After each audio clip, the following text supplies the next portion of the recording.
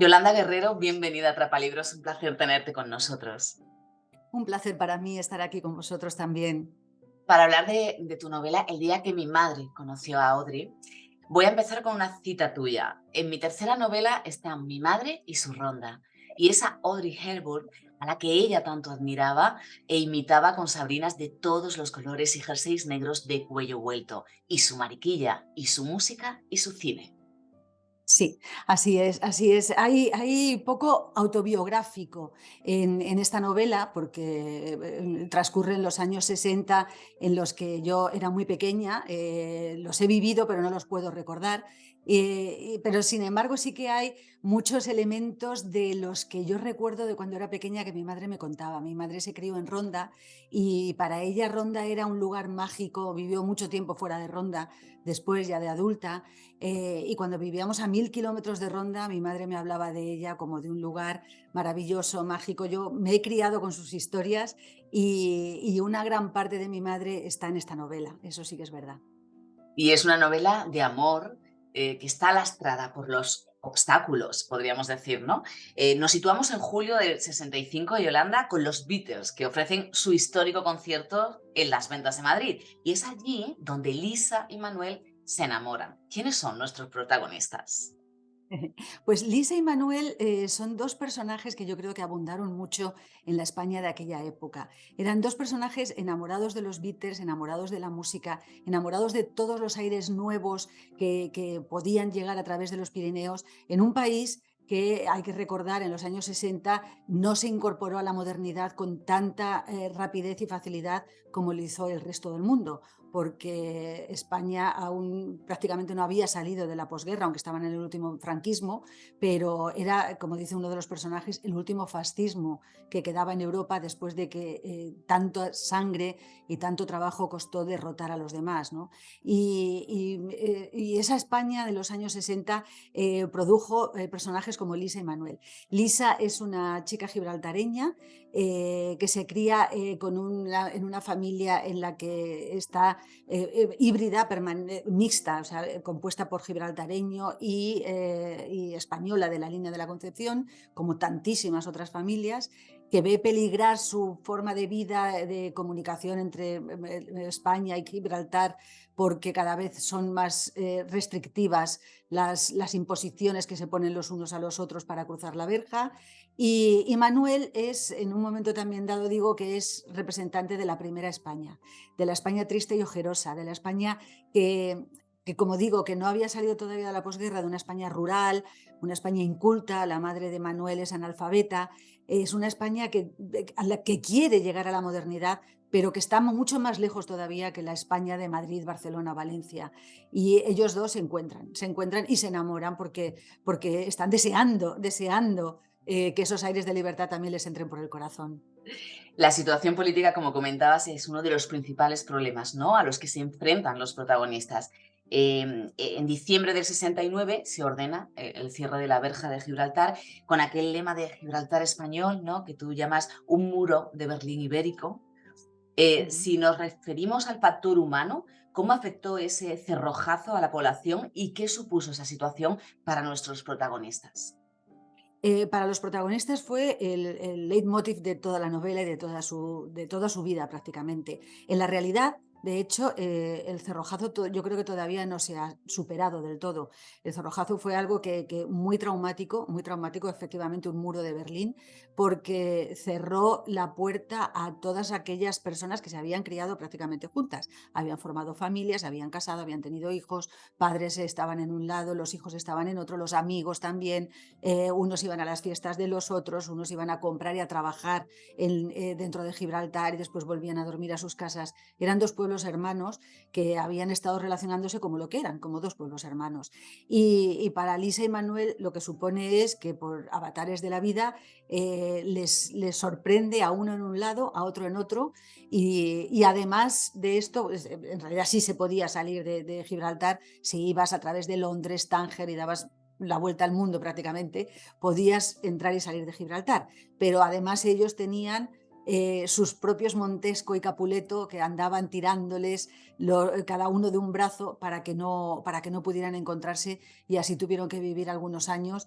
Y yo creo que ejemplifica, he querido al menos que ejemplifique lo que sucedió a muchísimas familias a partir del año 69 y que todavía yo creo que no se ha superado. Hay familias, hay hijos que supieron que sus padres habían muerto sin poder volver a verles, amigos que perdieron el contacto, hijos que se criaron sin padre y con el estigma que aquello en los años 60 suponía, hijos de madres solteras que no lo eran, y aunque lo fueran, pero quiero decir que tenían un padre reconocido y que no pudieron criarse con él. Hubo muchísimos traumas, muchos traumas, y el primero de ellos yo creo que fue el idioma. El idioma se relegó a partir del año 69 y en Gibraltar, que no comprendía por qué les habían estrangulado, por qué les querían cortar toda comunicación y que se murieran de hambre, Gibraltar empezó a relegar el español como idioma de comunicación. Y eso es tristísimo, todavía seguimos padeciendo las consecuencias. Hablabas de hijos y de padres y familias. Este cierre de Gibraltar acaba también a ellos separándolos, como hemos dicho, y en suelo español se queda la hija que han tenido ambos, un bebé de pocos meses. Sí, se queda la hija que han tenido ellos y claro, es muy complicado porque es una España muy difícil, muy difícil. El padre sufre un hecho muy traumático por el cual no puede cuidarla y aquí es donde interviene el personaje que da título a la novela, que no es el protagonista de la novela, no es ella, no es Audrey Hepburn, no es la protagonista, pero es un personaje muy central de la novela y es el nexo, es la persona que lo facilita todo. Yo creo que el propio título ya es un spoiler, ¿no? Mi madre conoció a Audrey. De hecho, te iba a preguntar por ella ahora porque ese azar o destino hace que Elisa conozca a Audrey en esa Marbella de aquellos años con ese glamour de la Costa del Sol que comenzaba a inventarse gracias a ese boom turístico. Pero me ha gustado cuando has dicho, he estudiado mucho a ese personaje y he sido muy fiel a su persona. Hay frases textuales e incluso recetas de cocina de Audrey. Sí, así es, así es. Es que en esta novela he vuelto a emplear una técnica literaria que me gustó mucho en la anterior novela con Mariela, que es la de utilizar personajes históricos reales, estudiarlos mucho para ser muy fiel y muy respetuosa a ellos, y después traerlos a mi ficción y hacer que actúen para mí. Es decir, que formen parte de mi trama siempre que yo crea que eso es lo que ese personaje habría hecho en estas circunstancias. En el caso de Mariela, rescaté a personajes históricos de los primeros años 20 del siglo pasado, de la Segunda Guerra Mundial, perdón, de la Primera Guerra Mundial y de la gripe española, y eran personajes desconocidos y quería reivindicarlos, sobre todo mujeres muy desconocidas que hicieron mucho por la literatura, por la cultura y por la ciencia y son desconocidas. En este caso ha sido al revés. En este caso he querido traer a un personaje extraordinariamente conocido, muy famoso, pero enseñar también su faceta quizás más desconocida,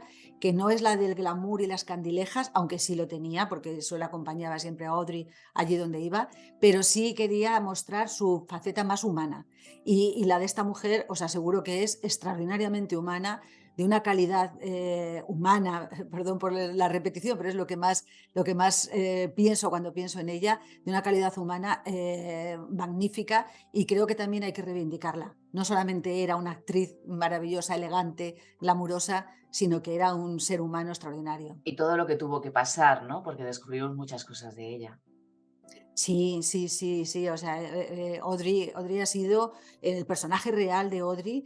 Es una mujer que terminó su vida muy pronto, 63 años, y lo hizo porque en los últimos 4 años los pasó dedicada en cuerpo y alma, literalmente en cuerpo y alma, a trabajar para los niños de África como embajadora de buena voluntad de la UNICEF.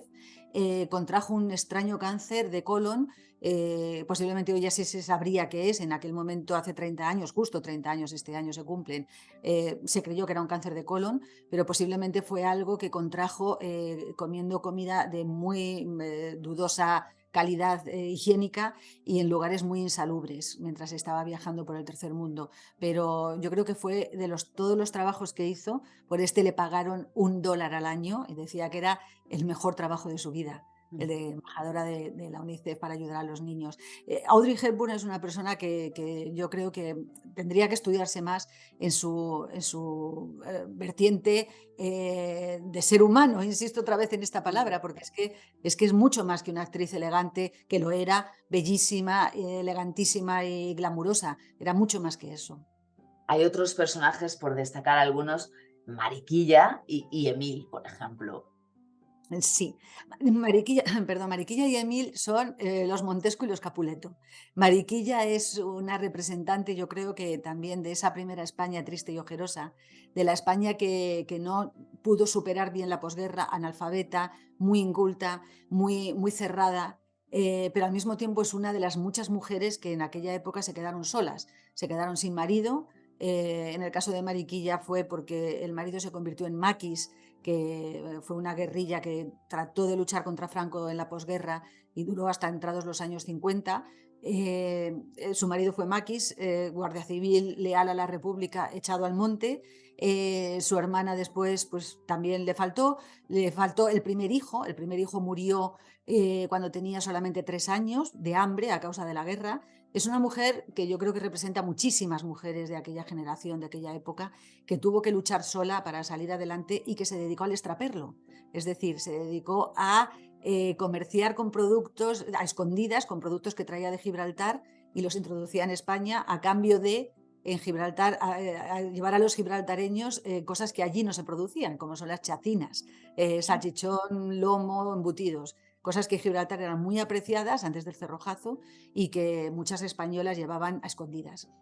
Y Emil es una persona también, ambos son muy censurables, pero después yo intento justificarlos, porque Emil, por ejemplo, es una de las personas que salió evacuada de la verja durante la Segunda Guerra Mundial. En la Segunda Guerra Mundial, Gran Bretaña evacuó a los niños, mujeres y enfermos de la Roca para poder convertir Gibraltar en una base militar e impedir que Hitler se la regalara a Franco como un obsequio con el objeto de convencerle de que participara en la Segunda Guerra Mundial. Emil tuvo que emigrar, tuvo que ser uno de los evacuados, lo pasaron muy mal los evacuados gibraltareños en Gran Bretaña. Después volvió y se encontró con una España que les estaba apretando la horca alrededor del cuello para estrangularles, como decía Franco, de a ver si la fruta caía del lado español, como fruto maduro, si Gibraltar caía como fruto maduro del lado español. Y le creó un resentimiento y un rencor contra España que le impidió ver más allá de la concordia y del entendimiento. Ambas partes, yo creo que ambos, en su pequeñez, como seres diminutos dentro de una gran tragedia, representan muy bien lo que sucedió en aquella época. Y Yolanda, tu cinefilia y mitomanía queda patente en esta novela porque surca cada una de estas páginas. Sí, me gusta mucho el cine, me gusta mucho Audrey Hepburn como actriz, ya lo he dicho, además de haber hablado de su faceta humana, también me gustan mucho sus películas. Creo que además tiene algunas películas mucho menos conocidas de ella, pero que son realmente una bomba en la época en la que salieron, como por ejemplo La calumnia. La calumnia trata un tema que es el de la homosexualidad femenina que en aquel momento está tan bien contado, tan bien narrado, los personajes están tan bien definidos que yo creo que incluso a los censores se les pasó censurarla como en aquellos momentos lo hacían, ¿no? Es una mujer comprometida, era una mujer comprometida incluso en su cine. Y yo creo que tanto el cine como la música, que también recorre las páginas de la novela, son dos formas de cultura además de la literatura, que acercan tanto al ser humano, a lo que realmente lleva dentro, porque a veces yo he sido periodista toda mi vida, he sido periodista durante casi 30 años y me he dedicado a contar las cosas que realmente pasaban en el mundo. Y ahora me doy cuenta, desde que escribo novelas, que contar lo que no pasa e inventarme historias que no han sucedido también ayudan mucho y a veces creo que más a entender lo que nos rodea. Creo que un reportaje sobre el cerrojazo de la Verja puede que no sea tan impactante como escribir una historia de amor ambientada durante el cerrojazo de la Verja, ¿no? Y el cine es otra de los actos culturales que nos acercan a esa realidad a pesar de sumergirnos en plena mentira, en plena ficción, ¿no? Y en eso, y la música igual, la música cuenta historias Claro. pequeñas, micro historias, pero que son historias que a todos nos afectan, todos nos sentimos identificados con alguna de ellas. Y el amor que surca, ¿no? De hecho, el final es, bueno, te pone la piel de gallina y te estremece. Vamos a ir terminando, pero ¿qué les ocurre a ellos? Porque claro, la novela va evolucionando hasta que se abre, ¿no? Se reabre el paso de esa colina británica en el 82. Sí, ellos aguantan, aguantan. Yo, quería contar una historia de amor que no fracasa por culpa de las que suele fracasar las parejas, de actitudes internas, una infidelidad, o el amor se acaba, alguien se introduce en medio de la pareja y malmete y la pareja termina. Es decir, por virus que crecen dentro de la pareja y que terminan exterminándola, ¿no? Y en este caso, no, en este caso las dificultades que esta pareja atraviesa son dificultades externas, exógenas a ellas. Y yo quería que el amor perdurase a través de esas dificultades, porque es una especie de canto a la esperanza, ¿no?